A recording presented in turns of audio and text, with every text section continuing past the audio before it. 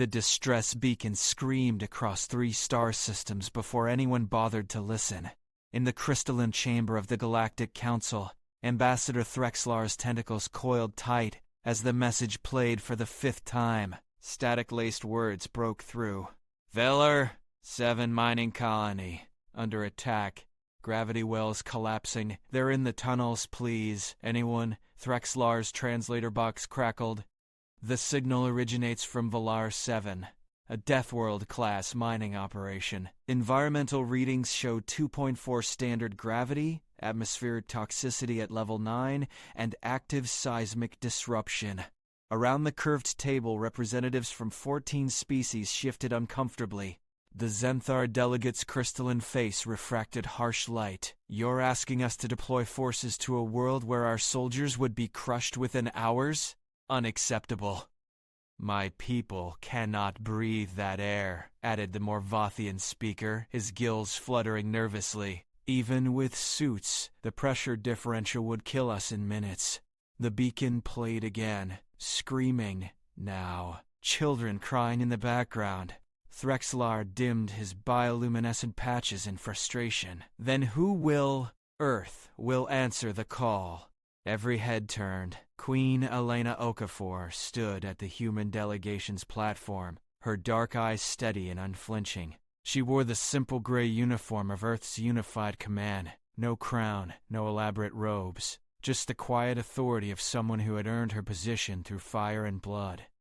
Your Majesty, Threxlar said carefully, I must remind you that Velar 7's conditions exceed safe parameters for most known species. The last survey team died because they weren't human, Elena interrupted.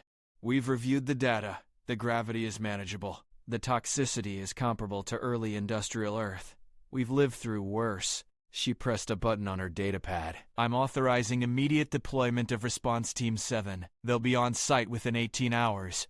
The Zenthar delegate's voice turned sharp. This is madness. You would throw your people into certain death for a colony that isn't even yours? Elena's smile was cold. No.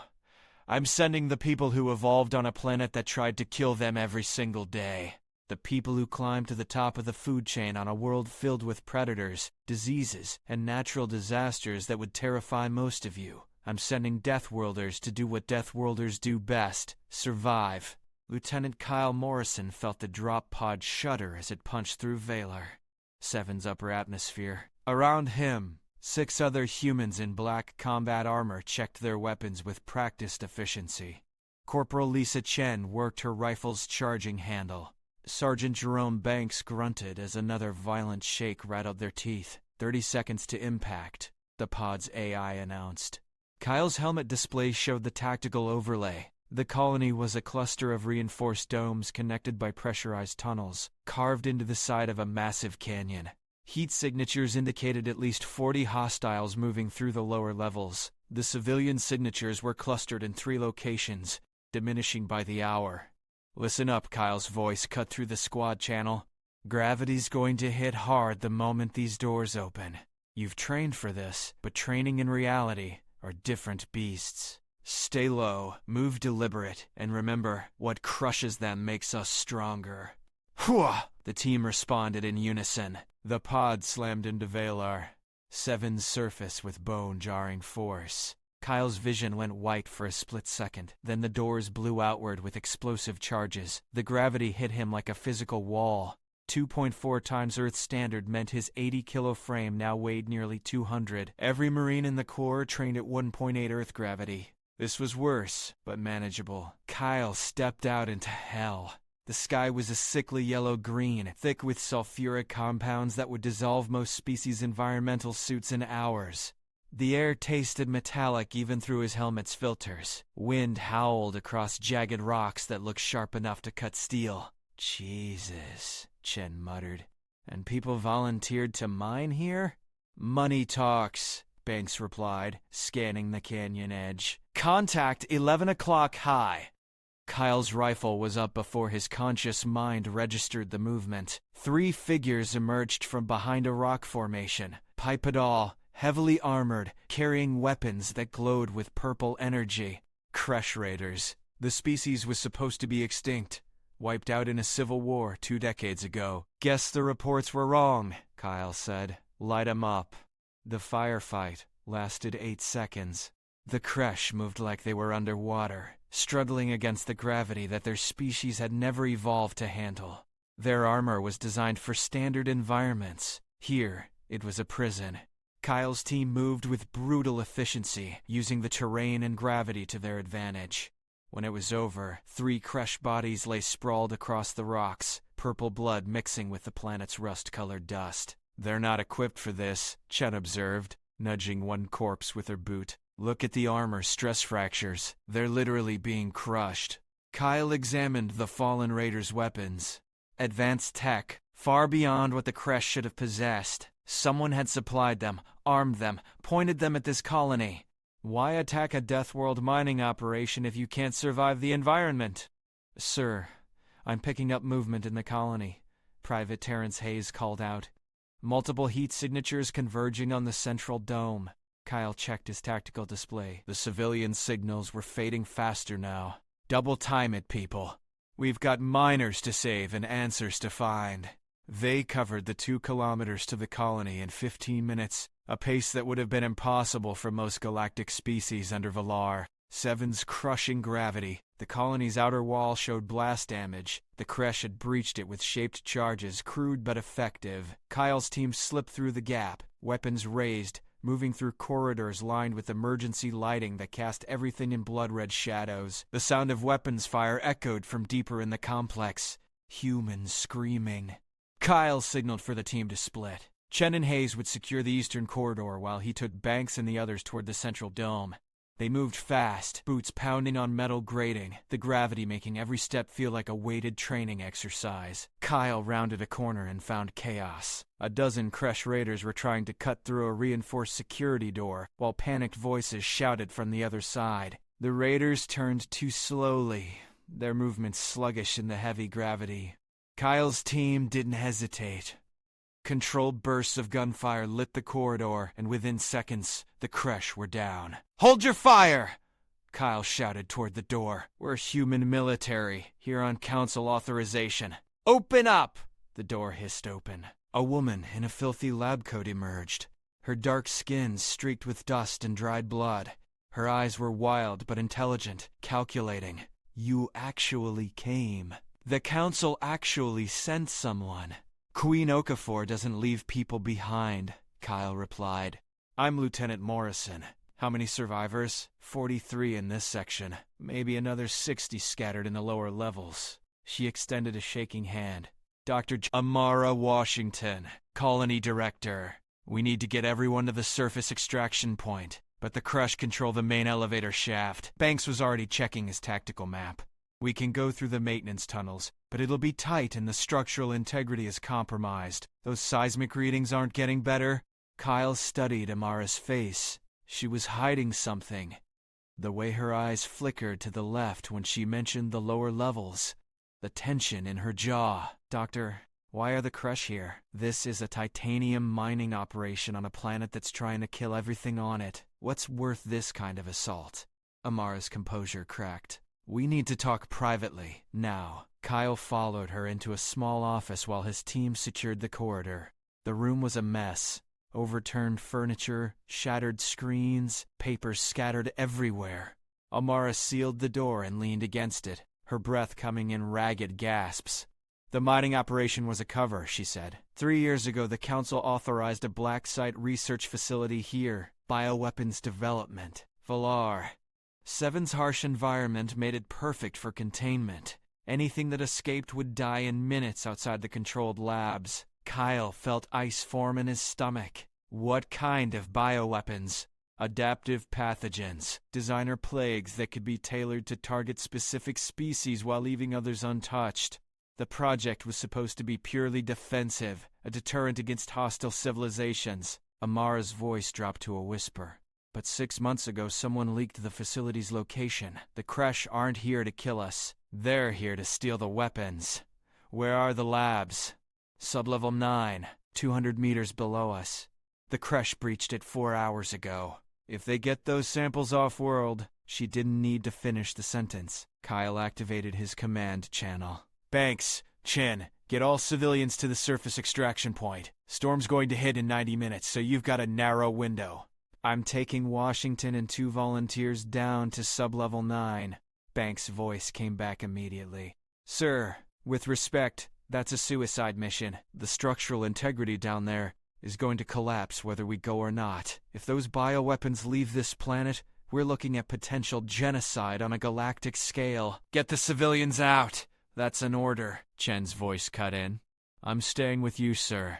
Me too, added Private Dakota Mills, the team's demolitions expert. Someone's got to blow that lab to hell. Kyle allowed himself a tight smile. All right. Banks, you're in command of the evac team. Move fast and stay alive. We'll meet you at the extraction point in 70 minutes. Sir. Don't make me report to the Queen that I lost you. The maintenance tunnels were exactly as bad as Kyle had feared. Narrow passages barely wide enough for one person, lit by failing emergency lights, with the constant groan of stressed metal echoing from every direction. The gravity made climbing down the access ladders an exercise in controlled falling. One slip would mean a 200-meter drop that would paste even a human. Amara led the way, her intimate knowledge of the facility's layout the only thing keeping them from getting lost in the maze. Chen brought up the rear, her rifle constantly scanning for threats. Mills hummed an old rock song under his breath, his way of dealing with stress. How many Kresh made it to the labs? Kyle asked. 15, maybe 20, Amara replied, her voice echoing in the confined space. They overwhelmed the security team in the first 5 minutes. These weren't random raiders. They knew exactly where to go, which doors to breach, which defenses to avoid. Inside job, Chen muttered. Someone gave them the blueprints. They reached sub-level 9 through a service hatch that opened into a scene of carnage. The laboratory complex stretched out before them, a vast underground facility carved from solid rock, lined with containment chambers and research stations. Bodies lay everywhere, human and Kresh alike. The fighting had been brutal in close quarters. Kyle moved through the lab with professional detachment, checking each body for signs of life. Nothing. The Kresh had executed the survivors after taking what they needed. Containment units stood open, their contents gone. Broken vials littered the floor, residue glowing faintly in the emergency lighting. They got the primary samples, Amara said, her voice hollow.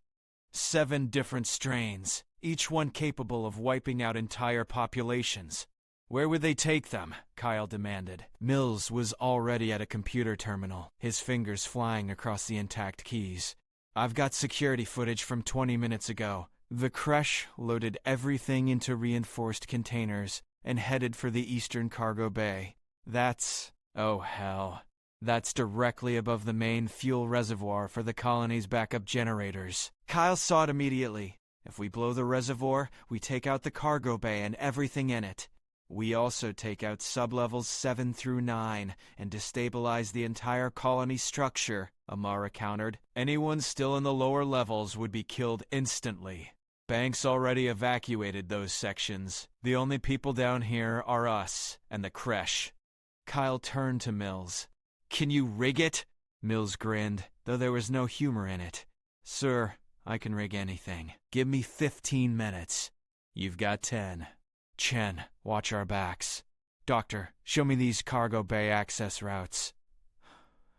The next 8 minutes were a blur of movement through collapsing corridors. The seismic activity was increasing.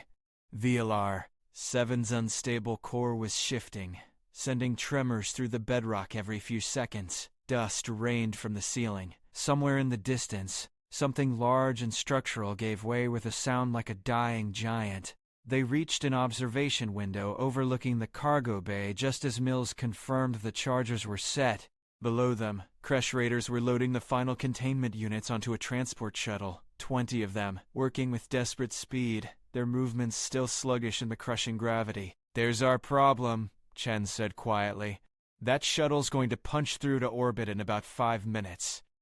Kyle's mind raced through the tactical options. They could engage the Kresh directly, but 20-4 odds in an open firefight were suicide even with the gravity advantage. They could trigger the charges now, but that would trap them on the wrong side of the explosion with no escape route. Or, how long would that take? Kyle asked. 2 minutes, maybe 3. But someone would have to stay at the control panel to complete the sequence. Kyle met her eyes. Show me how.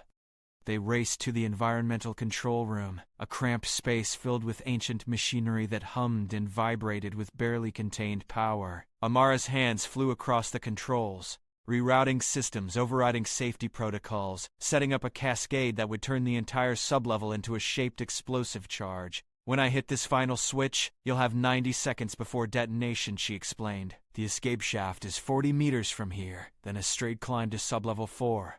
You'll need to move faster than you've ever moved. Kyle grabbed her wrist. You said you, not we. Someone has to monitor the flow rates manually. If the pressure drops too fast, the explosion will fizzle. Too slow, and it'll breach upward and kill everyone on the surface. Amara's voice was steady, resigned. I designed these systems. I know exactly what they can handle. You don't. Not acceptable. We don't leave people behind. You already left the people I got killed when I agreed to work on bioweapons. Amara pulled her hand free. Let me do this one thing right. Get your people home, Lieutenant. Tell the Queen that some of us tried to be better than our mistakes. A massive explosion rocked the facility. Kyle's helmet display lit up with warnings. The Kresh shuttle was taking off, blasting through the cargo bay ceiling with brute force. They were out of time. Chen's voice crackled in his ear. Sir, the Western support columns just failed. We've got maybe 3 minutes before this whole level comes down. Kyle looked at Amara one last time. She stood at the control panel, her hand hovering over the final switch, and in her eyes he saw the same determination he'd seen in 1,000 soldiers who knew they weren't coming home. He saluted sharply. It's been an honor, Doctor. She returned the salute, smiling. Go. Run. Kyle ran. Behind him, he heard the switch engage, heard the systems begin their fatal cycle, heard Amara's voice one last time over the facility's PA system. All personnel, immediate evacuation. Reactor meltdown in 90 seconds. This is not a drill. The maintenance shaft was a vertical tunnel of terror. Kyle climbed with Chen and Mills right behind him, the gravity making every handhold feel like lifting twice his body weight. The tunnel shook. Metal screamed. Emergency klaxons wailed. Kyle's helmet countdown read 45 seconds. They burst out of the shaft into sublevel 4 just as the explosion hit. The deck heaved beneath their feet. Kyle grabbed Chen's arm and Mills grabbed his, and they ran through corridors that were tearing themselves apart. Ceiling panels fell. Walls buckled. The air filled with smoke and the acrid stench of burning plastic. 20 seconds. They hit the emergency stairs and took them 3 at a time, boots pounding, lungs burning. The gravity that crushed their enemies now crushed them too. But humans were used to fighting their own planet's attempts to kill them. They pushed through the pain, through the exhaustion, through the screaming voice in Kyle's head that said they wouldn't make it. 10 seconds. The surface level entrance was ahead, blast doors starting to close on automatic safety protocols. Kyle dove through with Chen and Mills a heartbeat behind him, rolling across the rocky ground outside just as the doors sealed. The ground bucked violently. A column of flame and debris erupted from the colony's lower levels, tearing through the structure like a volcanic eruption. The Kresh shuttle, barely 50 meters up, was caught in the blast wave and disintegrated in a ball of superheated gas. Kyle lay on his back, staring up at Villar. Seven's poisonous yellow-green sky, and started laughing. Chen joined in, then Mills, all 3 of them laughing like maniacs, while the colony burned behind them and the gravity tried to press them into the planet's surface. Status report, Kyle managed between gasps. Chen checked her display. Banks confirmed all civilians extracted. They're holding the landing zone 5 clicks north. The storm's rolling in, but our ride should make it. The bioweapons? Mills wiped dust from his visor. Gone. All of them. Along with every Kresh raider on this rock, and one brave scientist who deserved better than she got. They made it to the extraction point with 15 minutes to spare. Banks had set up a defensive perimeter around a flat area of rock where the dropship could land. The 43 civilians looked shell-shocked but alive, huddled together against the rising wind. The storm was coming in fast now, a wall of toxic particulates that would reduce visibility to zero and scour the flesh from anyone caught in it. The dropship descended through the murk, its engines screaming against the gravity and wind. Kyle's team loaded the civilians first, then climbed aboard themselves, every muscle aching from the extended time under 2.4 Earth standard. As the ship lifted off, Kyle watched Valar 7 shrink below them. A hostile, poisonous ball of rock that had tried to kill them from the moment they arrived. They'd survived because they were human, because they came from a planet that had forged them in fire and flood and famine, because when the galaxy needed someone to walk into hell and come out the other side, there was only one species crazy enough to volunteer. 3 days later, Kyle stood in the Galactic Council chamber wearing his dress uniform while Queen Elena Okafor addressed the assembled delegates. The holographic display showed footage from Valar 7, the burning colony, the destroyed Kresh shuttle, the rescued civilians being loaded onto evacuation transports. 43 souls saved, Elena said, her voice carrying across the crystalline space. 0 human casualties. 1 rogue bioweapons facility destroyed, along with all samples and research data. The Kresh raiders eliminated. She turned to face the council directly. When you called for help, every species in this chamber found reasons to refuse. Too dangerous, too difficult, too deadly. And you were right, it was all of those things. For you. She gestured to where Kyle and his team stood at attention. But Earth doesn't measure risk the same way you do. We evolved on a deathworld. We climbed out of the gravity well of a planet with supervolcanoes, ice ages, asteroid impacts, and predators that hunted us through the long night. Every human in this room carries the genetic legacy of survivors who refused to quit, who adapted to conditions that would kill most species, who looked at impossible odds and said not today. The Zenthar delegate started to speak, but Elena cut him off with a raised hand.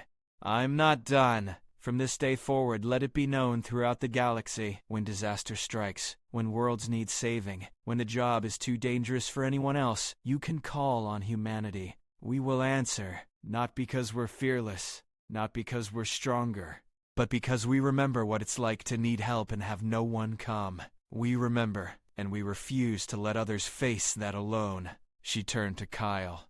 Lieutenant Morrison.